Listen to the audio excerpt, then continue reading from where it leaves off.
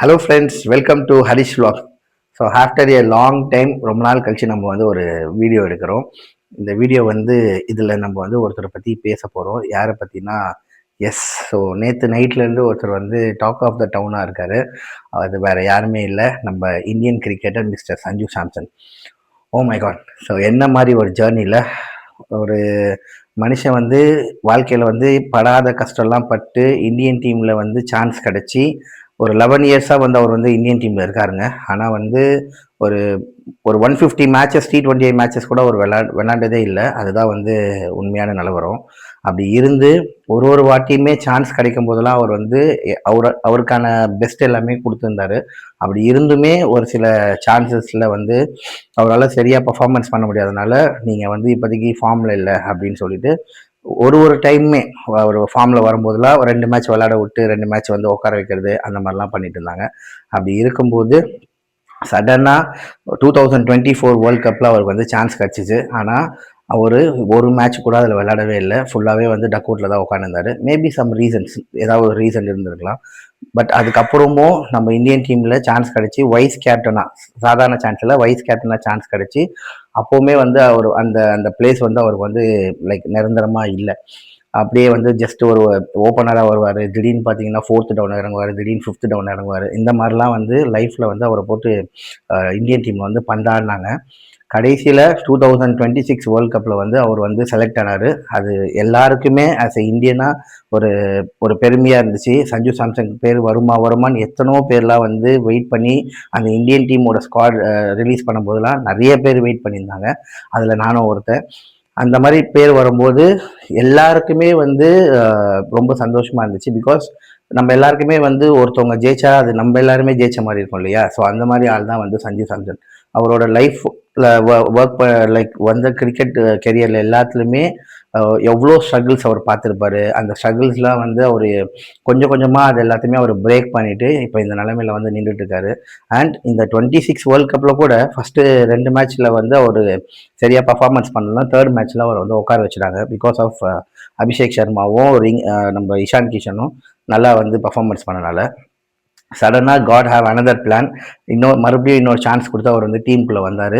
And சென்னையில் விளையாண்ட மேட்ச்சில், சேப்பாக்கில் விளையாண்ட மேட்ச்சில் அவரால் முடிஞ்ச ஓப்பனிங், அவரால் என்ன சஞ்சு சாம்சங் வந்து ரெகுலராக வந்தால் என்ன பண்ணுவாரோ அதை பண்ணார். ஸோ மெயினான விஷயம் கௌதம் கம்பீர் அண்ட் சூரியகுமார் யாதவ் அவரை வந்து ரொம்ப ரொம்ப ட்ரஸ்ட் பண்ணாங்க.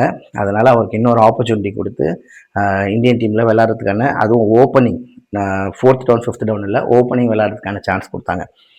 அண்ட் எஸ்டர்டே ஒரு knock out match, compulsory win பண்ணி ஆகணுன்ற மேட்ச்சு. அதுவும் யார் கூட? சாதாரண டீம் கூட இல்லை, வெஸ்ட் இண்டீஸ் கூட. 2 டைம்ஸ் வேர்ல்ட் கப் அடிச்சிருக்காங்க, T20 வேர்ல்ட் கப் அடிச்சிருக்க டீம் அது. அவங்க கூட வந்து விளையாண்டு ஆகணுன்ற ஒரு கட்டாயம் இருக்கும்போது ஆஸ் எ ஒரு சீனியர் பிளேயராக சஞ்சு சாம்சனும் அபிஷேக் சர்மாவும் ஓப்பனிங் வராங்க. இந்தியா எப்படி அடித்தாங்க, லைக் வெஸ்ட் இண்டீஸ் எப்படி ப்ளே பண்ணாங்க உங்களுக்கு தெரியும். ஆல்மோஸ்ட் 195 ரன்ஸ் அவங்க வந்து நமக்கு வந்து டார்கெட்டாக கொடுத்துருந்தாங்க. ஸ்டார்டிங்லேருந்தே ரொம்ப காமாக இதுதான் என்னோட ரோல், நான் ஓப்பனிங் வந்தால் நான் இப்படி தான் பண்ணுவேன்னு சொல்லிட்டு சஞ்சு சாம்சன் வந்து ரொம்ப ப்ரெஷர்லாம் எடுத்துக்காமல் ஒரு சீனியர் பிளேயராக அவரால் என்ன பண்ண முடியுமோ, எப்பப்பெல்லாம் ஃபோர்ஸ் வேணுமோ, எப்பப்பெல்லாம் சிக்ஸஸ் அடிக்கணுமோ, எப்பப்பெல்லாம் சிங்கிள் வேணுமோ எல்லாத்தையுமே கரெக்டாக பண்ணார்.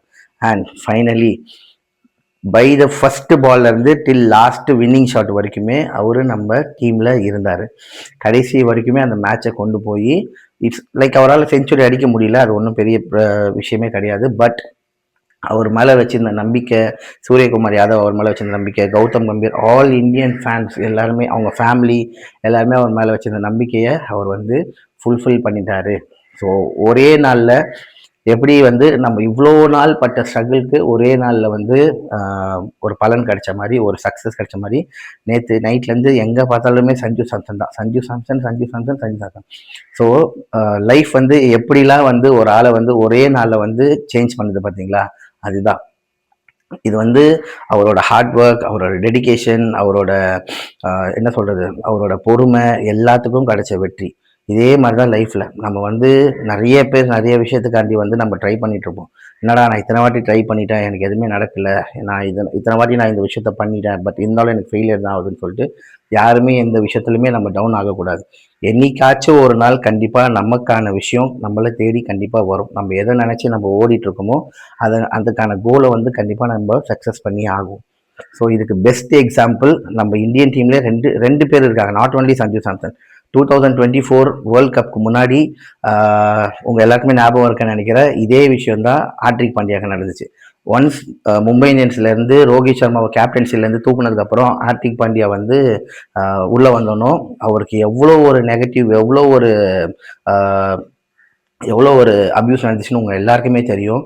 ஈவன் தோ அந்த வால்கேண்டே ஸ்டேடியம்லலாம் வந்து அவர் உள்ளே வரும்போது எல்லாருமே கோ பேக்லாம் சொல்லி கத்துனாங்க. ஸோ உங்கள் எல்லாருக்குமே ஆஸ் எ கிரிக்கெட் ஃபேனாக உங்கள் எல்லாருக்குமே அதை பற்றி தெரிஞ்சிருக்கும். ஆனால் அதே ஹார்திக் பாண்டியா 2024 வேர்ல்ட் கப்பில் லாஸ்ட் ஓவர் போட்டு வின் பண்ணும்போது அவர் இந்தியாவுக்கு திருப்பி வரும்போது நம்ம இந்தியாவே வந்து அவரை வந்து ஒரு ஹீரோ மாதிரி வந்து எல்லாருமே வந்து அவரை ட்ரீட் பண்ணாங்க. ஸோ அதுதான் நம்மளோட வேலையை நம்ம கரெக்டாக பார்த்துட்டு இருந்தோம்னா, நம்மளோட அந்த ப்ராசஸ் எல்லாத்தையுமே நம்ம கரெக்டாக எந்த ஒரு டிமோட்டிவ் ஆகாமல் நம்ம பண்ணிட்டு இருந்தோம்னா கம்பல்சரி நமக்கான கோல், நம்ம ட்ரை பண்ணுற கோலை நம்ம கண்டிப்பாக சக்ஸஸ் பண்ண முடியும். இது வந்து என்னடா நீ யோகியனா நீ இப்படிலாம் பேசுகிற அப்படிலாம் கிடையாது. சஞ்சு சாம்சன் பிடிக்காத ஆளே கிடையாது. ஆஸ் எ கிரிக்கெட் ஃபேனாக எனக்கும் ரொம்ப பிடிக்கும். ஸோ அவருக்காண்டி ஒரு வீடியோ பண்ணணும்னு சொல்லி தான் இந்த வீடியோ எடுத்து பேசிகிட்டு இருக்கேன் நான். இதுலேருந்து என்ன தெரியுதுன்னா, நம்ம வந்து இப்போ இதை பண்ணிட்டோம் உடனே நம்ம ஜெயிச்சிடணும், நம்ம வந்து ஒன் இயராக இதை பண்ணிட்டு இருக்கோம் நம்ம உடனே ஜெயிச்சிடும் அப்படிலாம் கிடையாது.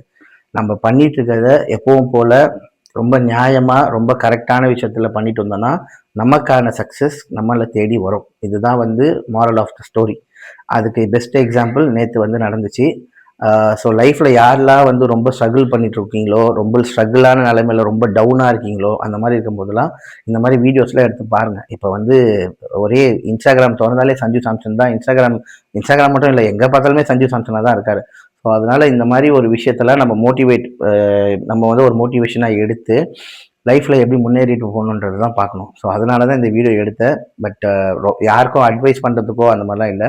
ஜஸ்ட் எனக்கு தோணுன ஒரு விஷயத்த நான் என்னோட ஃப்ரெண்ட்ஸ் அண்ட் ஃபேமிலிக்கு ஷேர் பண்ண நினச்சேன்.